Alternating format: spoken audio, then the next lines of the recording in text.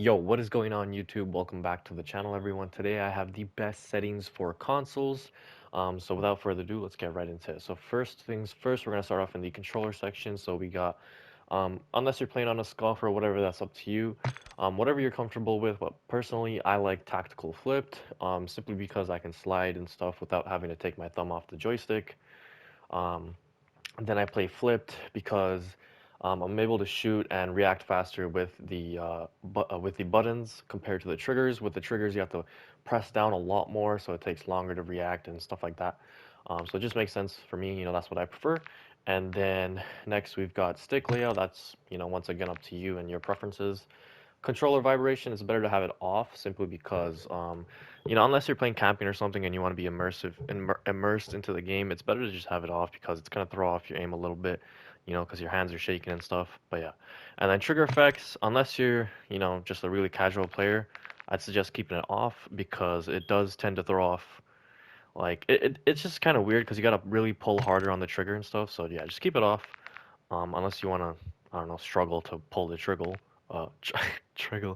Unless you want to struggle to pull the trigger. Anyways, next, this is another personal preference type thing. Horizontal and vertical stick sensitivities. At the end of the day, it's up to you what you're comfortable with. But generally speaking, the lower it is, the more consistent your aim will be, and then the higher it is, the more inconsistent your aim will be. So find a sweet spot, find what's comfortable for you. Usually, for most professional players, they play anywhere from like 4 to 6, or at a max of like 7.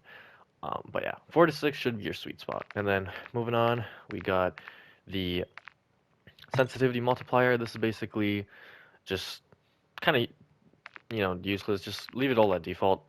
It's just for vehicles and minor things.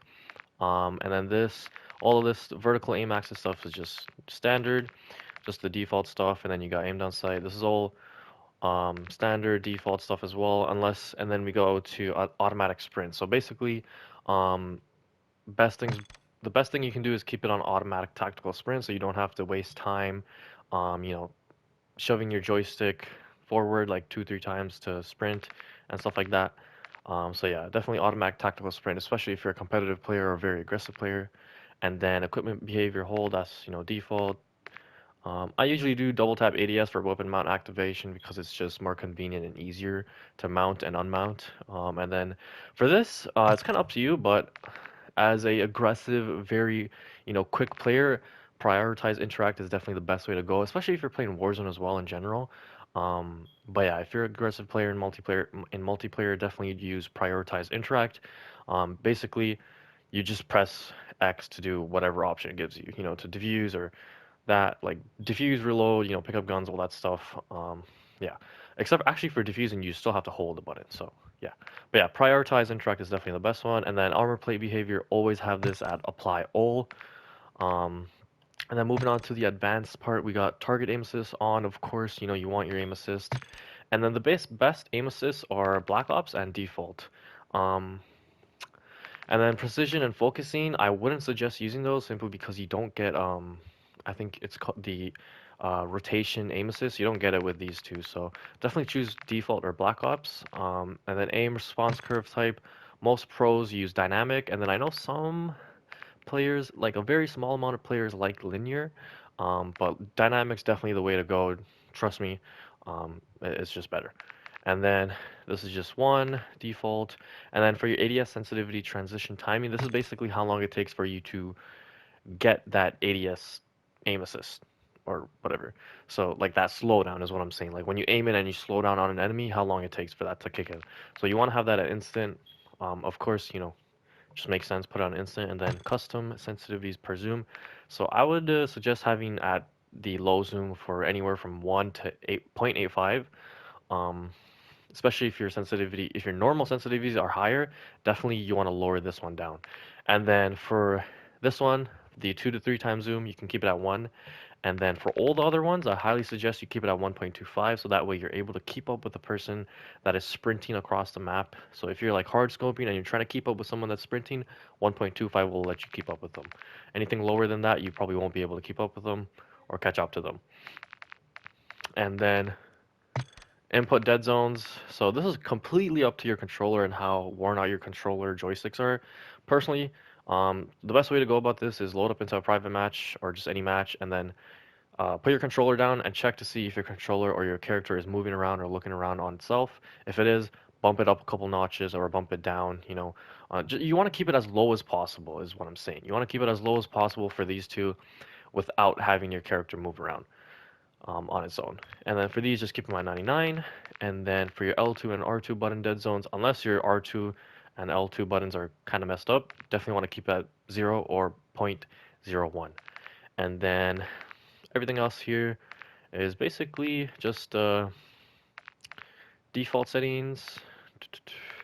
Okay, and then automatic airborne mantle, automatic ground mantle, you want to keep these off. Grounded mantle, you want to keep it off. Um, because nobody likes running around and then you accidentally mantle something and you die, right? That's the worst. And then plunging underwater, you want to put this at plunge freely, because if you don't, then basically what happens is when you jump into water, you have to like manually look down and sprint downwards just to get underwater. Um, but with plunging freely, you just drop into the water and you're in the water. And then if you want to come back to the top, you just swim back to the top.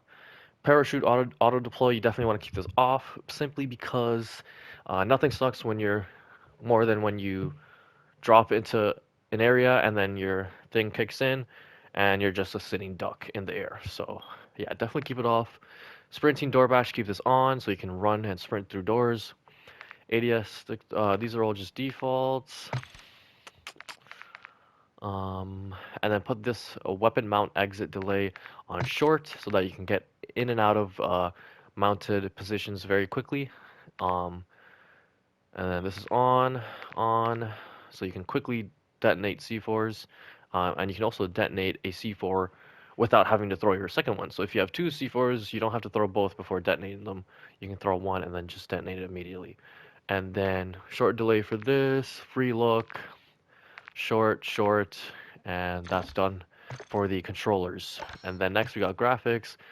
So on demand, so basically if you want the best graphics, the best, looking game, definitely put this on. But if you have a cap on your internet or whatever, definitely keep it off. But yeah, otherwise turn it on. And then down here, so any world motion blur, weapon motion blur, film grain, depth of field, you want all four of these completely off and turned all the way down to 0, okay?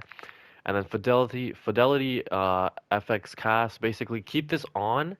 What this basically does is, so put it on and then put it to like 50. 50 is usually like the best. What this does is basically it kind of just like increases like how sharp and like how clear and crisp the images look on your game. So the lower you bring it down, the more like soft and kind of like, I guess you could say, like blurry in a sense your screen will look, and the higher you have it, the more like crisp and clean your like screen will look. But if you put it up way too much, up to like 100, then everything's gonna look really like it's not gonna look natural, is what I'm trying to say. So 50 is usually the sweet spot. And then field of view, this is your personal preference at the end of the day, but I would highly suggest keeping it somewhere around 100. Um, if you're a person that sits back in the back of the map and doesn't really move around a lot, you can definitely keep this a little lower, maybe like 90.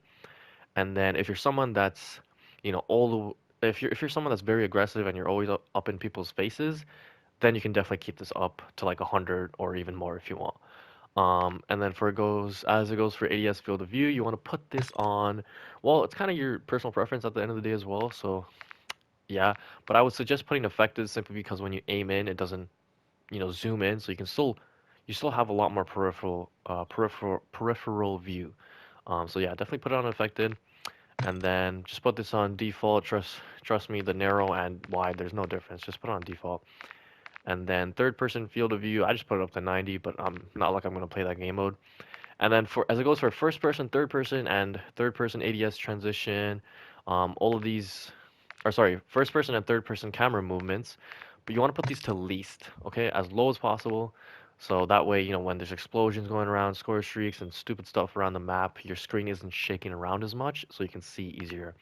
The higher you have it, the more your screen's gonna shake, and the more hard it's gonna be to make out stuff. And then third person ADS, you want to leave that third person ADS. I personally just like that more when I'm playing third person game modes. I don't want to, scope into first person. What's the whole point of playing that game mode if it's just going to go into first person ADS?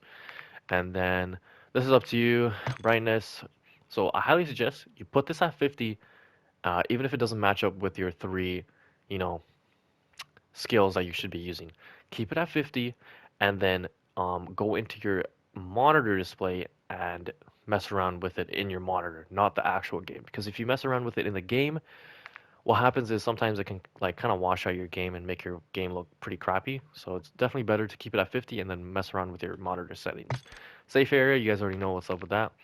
And then moving on, we got audio. So the best audio mix is headphone bass boost. This has kind of been the best one for the last couple of years. So yeah, that one's definitely the best one so far. Keep your master volume 100 if you're trying to sound horror. Personally, I don't like the music, or because especially when I'm making videos and stuff, I just keep it at 0. And when I'm trying to sound horror and stuff, I'm not trying to hear the music, so just bring it down to 0. And then same thing with dialogue volume. It doesn't really have anything that much to offer you, so I personally just keep it at like 50. But if you really want to hear it, sure, you can bring it up. Otherwise, just keep it to like 0, because it definitely can be kind of annoying, and it can definitely prevent you from sound whoring when needed. Effects volume, hit marker volume, you can all keep that at 100.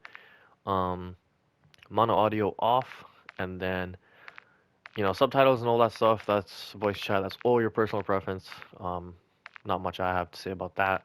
And as it goes for interface, once again, this is all just your personal preference at the end of the day. However, until you get to color customization. So basically,